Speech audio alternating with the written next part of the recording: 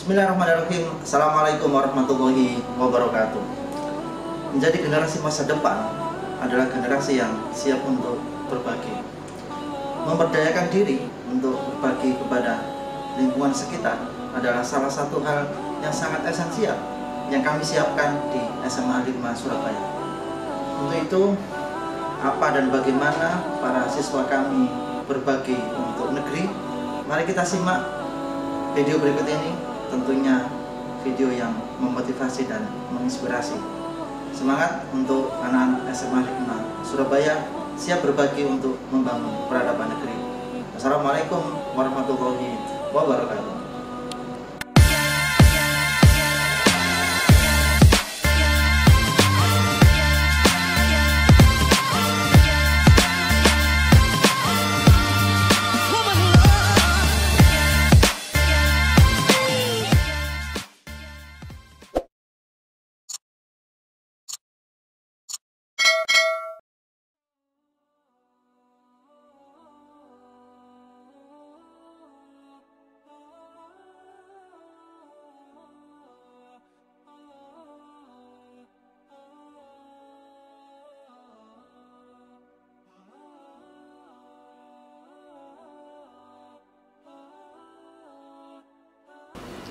Assalamualaikum warahmatullahi wabarakatuh. Alhamdulillahirrabbilalamin. Wabihi nasta'inu ala umri dunya waddin. Asyhadu an la ilaha illallah wahdahu la syarikalah. Wa asyhadu anna muhammadan abduhu wa rasuluh la nabiyya ba'dah. Puji dan syukur kehadirat Allah subhanahu wa ta'ala, Tuhan semesta alam. Dialah maha dari segala maha, yang menghidupkan juga mematikan manusia. Semoga selalu tercurahkan salawat dan salam kepada Nabi Muhammad SAW atas perjuangan beliau, keluarga, dan para sahabat yang mengantarkan umat manusia dari zaman jahiliyah atau masa kebodohan ke zaman yang penuh ilmu pengetahuan. Sahabat muslim sekalian, berbekalah, dan sesungguhnya sebaik-baik bekal adalah takwa, dan bertakwalah kepadaku, hai orang-orang yang berakal. Quran Surat Al-Baqarah ayat 197. Sesuai dengan dalil yang saya sampaikan, saya ingin menyampaikan sedikit mengenai bekal yang harus dibawa ketika hari akhir. Banyak sekali nyawa yang telah terenggut oleh virus pandemi kali ini. Tidak mengenal umur, waktu, dan juga jenis kelamin. Hanya bekal iman dan amal baik yang harus kita bawa untuk menghadapi hari akhir esok. Kematian akan mengantarkan manusia ke kehidupan yang jauh lebih abadi. Kematian juga akan memusnahkan segala nikmat yang manusia peroleh dan nikmat yang selama ada di dunia. Pernah suatu ketika, sewaktu sakit menjelang wafatnya, sahabat Abu Hurairah sempat menangis. Ketika ditanya, beliau menjawab, "Aku menangis bukan karena memikirkan dunia, melainkan karena membayangkan jauhnya perjalanan menuju negeri akhirat.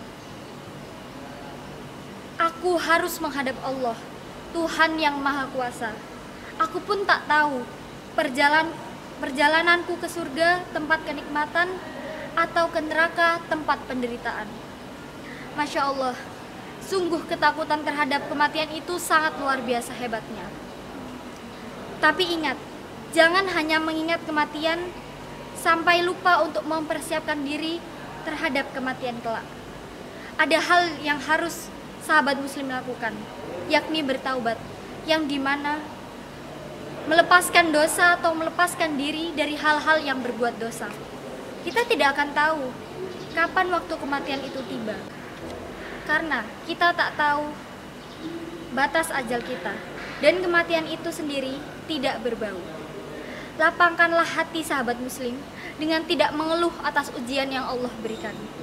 Yang terakhir adalah semangat dalam beribadah. Bangun semangat dalam diri untuk beribadah kepada Allah Subhanahu wa Ta'ala. Misalnya dengan sholat tengah malam atau sholat tahajud. Sahabat muslim sekalian, banyak orang yang mencari hidup yang baik, tapi banyak orang lupa untuk mencari mati yang baik. Akhirul kalam, subhanakallahumma wa bihamdik, asyhadu an la ilaha illa anta, astaghfiruka wa atubu ilaik. Wassalamualaikum warahmatullahi wabarakatuh. Assalamualaikum warahmatullahi wabarakatuh. Innal hamdalillah nahmaduhu wa nastaghfiruh wa na'udzu billahi min shururi anfusina may yahdihillahu fala mudhillalah wa may yudlil fala hadiyalah. Asyhadu an la ilaha illallah wahdahu la syarikalah wa asyhadu anna Muhammadan abduhu wa rasuluh. Allahumma sholli ala sayyidina Muhammad wa ala alihi wa ashabihi. Amma ba'du. Sahabat muslim sekalian, setiap dari kita pasti pernah merasakan malas, mulai dari malas beraktivitas, bersekolah, bekerja, atau bahkan beribadah kepada Allah Subhanahu wa Ta'ala. Malas bisa dibilang musuh kita karena bertentangan dengan amal dan sifat kehidupan. Nah, dalam Islam sendiri, sesungguhnya malas itu perbuatan yang tercela dan tidak baik untuk dipelihara. Islam sangat menekankan untuk kita menjauhi sifat malas. Nabi Muhammad SAW pernah bersabda, jauhilah malas dan tidak bersemangat, sebab sifat tersebut dapat menghalangi kita untuk memperoleh manfaat dari dunia maupun akhirat. Sementara Imam Ali pernah berkata, seseorang yang malas hingga berlebihan maka akan menjadi lemah dan ia akan menghancurkan kehidupannya dan akibatnya akan mengarahkan kepada dosa dan ketidaktaatan kepada Allah Subhanahu wa Ta'ala. Sahabat muslim sekalian, malas khususnya dalam mengerjakan perintah Allah adalah perbuatan yang buruk. Sifat itu juga termasuk dengan sifat orang-orang yang munafik seperti ada dalam surat An-Nisa ayat 142. Yang artinya sesungguhnya orang-orang munafik itu menipu Allah dan Allah menipu mereka pula. Dan jika mereka berdiri untuk mengerjakan sholat, mereka berdiri dengan malas. Mereka bersifat riya di hadapan manusia dan tidak berzikir kepada Allah kecuali sebentar. Malas juga berdampak pada keadaan jiwanya menjadi jelek. Rasulullah SAW pernah bersabda, apabila seorang hamba bangun kemudian berzikir kepada Allah, terlepaslah satu ikatan. Apabila mereka berwudu, terlepaslah satu ikatan, dan apabila mereka mengerjakan sholat, terlepas semua ikatan tersebut. Maka pagi harinya mereka akan semangat dan bagus. Jika tidak, jiwanya menjadi jelek dan malas. Hadis riwayat Bukhari. Dari riwayat tersebut sangat jelas bahwa malas dapat merusak kehidupan manusia di dunia maupun di akhirat. Malas juga dapat menghalangi harapan manusia dan menyebabkan perbuatan ingkar kepada Allah Subhanahu wa Ta'ala. Manusia yang malas tidak akan melaksanakan kewajiban agama dan pada akhirnya ia akan terjerumus ke dalam dosa dan kesesatan. Oleh karena itu, agar kita terhindar dari kebiasaan malas, sedikitnya ada 3 cara ampuh yang diberikan Rasulullah untuk menyikapi rasa malas. Yang pertama adalah perbanyak doa. Doa merupakan obat mujarab untuk menyembuhkan jiwa orang mukmin yang terjangkit penyakit, termasuk penyakit malas. Salah satu doa yang diajarkan oleh Rasulullah adalah Bismillahirrahmanirrahim. Allahumma inni a'udzubika minal hammi wal hazan wa a'udzubika minal ajzi wal kasal wa a'udzubika minal buhli wal buh wa a'udzubika minal khalbatid daini faqahrid rijal. Yang artinya, ya Allah, aku berlindung kepadamu dari kegelisahan dan kesusahan, dan aku berlindung padamu dari kelemahan dan sifat malas. Dan aku berlindung kepadamu dari sifat pikir dan pengecut, dan aku berlindung kepadamu dari hutang yang tak mampu ditanggung serta kewenangan yang tak mampu dilawan. Hadis riwayat Abu Dawud. Selanjutnya yang kedua adalah melawan bisikan setan. Malas sebenarnya adalah bisikan setan. Setan akan terus berusaha mengusik kita mengikuti hawa nafsu kita dan berbuat tidak baik. Rasulullah SAW pernah bersabda, setan mengikat 3 ikatan saat kita tidur. Pada setiap ikatan, setan mengatakan, malam masih panjang, tidurlah. Apabila kalian terjaga dari tidur, lalu menyebut nama Allah, maka terlerai 1 ikatan. Apabila kalian wudhu, terlerai 1 ikatan lagi. Dan apabila kalian sholat, maka ikatan tersebut akan terlepas. Dan di pagi harinya, kamu bangun dalam keadaan rajin serta lapang. Dan jika tidak, kamu bangun dengan keadaan buruk jiwanya dan diikuti dengan kemalasan.